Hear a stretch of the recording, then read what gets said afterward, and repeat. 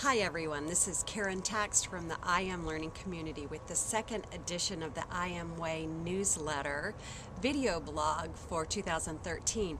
I'm here in Chapel Hill, North Carolina on a beautiful sunny winter day, and I am excited to share with you my word for 2013, or my theme for the year. I want to talk with you about how I picked the word, why it's significant, and how you can pick your word for this year or your theme for this year as well.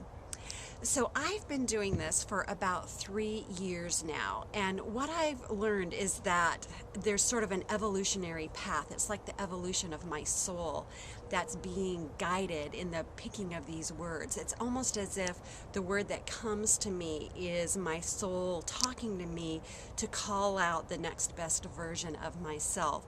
And it's an interesting process of listening. There's an internal listening that happens, sort of nudges and messages that I get from inside. And then there's also some external stuff that goes on, sort of clues that come into me that provide guidance. And I've also learned that there's a bit of reluctance in this process. So there's a part of me who wants to have this word, and then there's a part of me that's like, no, it couldn't be that. That's a little too weird. People are going to think I'm kind of off my rocker with this. But there's an excitement and a knowing that comes with the word that I just have to follow. I have to go with it. And so that's what's happened the last 2 years. This year it was even more so. I really had to sit with this word for a while to say, yeah, this is going to be the word. And my word for 2013 is magic. And why this word is significant for me, and I talked a bit about this in the video blog from last week, is that my word for last year was imagine. And what that word did for me is it helped me really play in this gap between my current reality and a future reality that I was imagining happening, and sort of the struggle that happened in that gap. And I learned to really focus on what I imagined and the specific indicators that I was getting that I was making progress. I could have been focusing on the way that things were not happening, and I did get caught up in that. But I really learned to focus on the progress I was making, those little bitty steps. It's like, yes, this really is happening, and those are small before they start to get big. So there was also this bit about believing in myself, really confronting the extent to which I believed in myself. And that was not something that I realized I was needing to deal with at the beginning of the year. Picking the word imagine really called that out. It kind of forced me to confront that about myself in a really good way. So here's the deal that's so amazing about this is at the beginning of last year, I would have told you that I believed in cause and effect. So if I do this, then if I do this cause, then this effect will happen. Well, by the end of the year, it really had completely flipped to the point where I realized that it's my consciousness, my awareness, my connection to my essential best that really is creating, like 100% creating my experience. And that what I do, that trying to make things happen, really has nothing to do, if anything, that was getting in the way of the effect or the result that I was achieving. So this whole idea of cause and effect just sort of got blown out of the water. And what I connected with was this deep longing to go farther and farther into trust and faith and surrender and imagining and creative play. And so that's where the word magic really was coming from, because it sort of represents all of that to me, and that deep longing that I have for the next step with this. So that was some of the internal stuff that happened. I also want to share a bit about some external stuff that happened. There are many things, but this one in particular is very fun.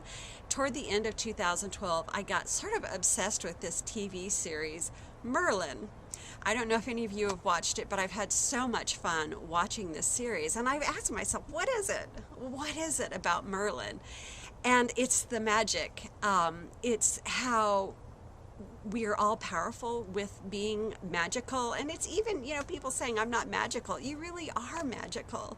and how magic in this TV show is shunned, it's outlawed. It's sort of, it represents for me how in society we don't allow ourselves to be magical. And what I found myself in watching the show was really wanting to go deeper with that part of myself. So that was some of the external stuff that clued me in that this was the right path for me. And of course, there was the reluctance and excitement that I felt with this word. Both of those were at play here. So I want to give you an example of how this played out for me. Toward the end of 2012, I really wanted to kick off a group in the new year, a coaching group. And I did things to try to, make that happen. And as I did that efforting, nothing worked. I mean, I literally couldn't even get up to the first step with it. My body literally wouldn't let me do it. So I just, okay, back off. Let me imagine what this would be like. Let me think about how I might approach it that might be easier and more fun. And so I started to think about that, and I ended up connecting with one of my former clients, and wasn't even really thinking about the group at all. And she says to me, Karen, I want to start working with you again in the new year, and I was thinking that a group would be a great way to do it. So I started talking with her, and so this group is happening. It's forming. I had wanted it to be a group where I worked with people who are soul aligned in their work, and they want to take it to the next level. They want to make the most of the current situation and take it to the next level in terms of soul aligned work. And this fit perfectly with what this client was wanting. She wanted to experience more power and truth in her work. So voila, very easily this group is coming together. So that's an example of how the magic is already happening. And I know that this is going to be a magical year because there's just going to be more and more of that happening. So anyway, fun, easy, exciting.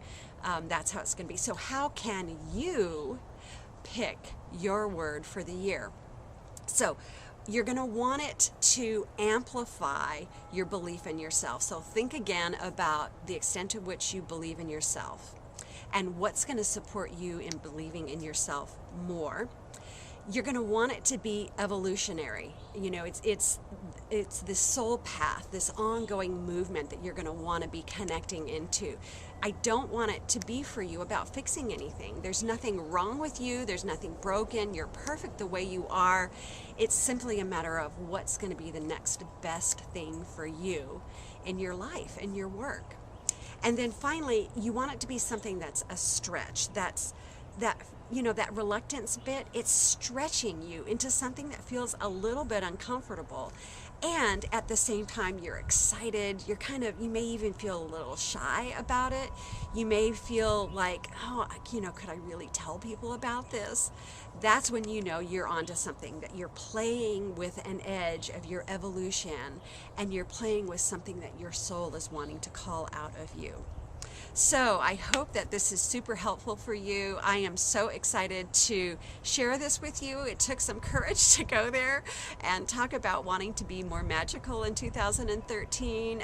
And yet I really am. I know it's going to be a great year for that. So please comment in the section down below. Let us know your questions, your comments, your words. I really want to see your words for the year. So let's get it out there and support each other in allowing this to unfold.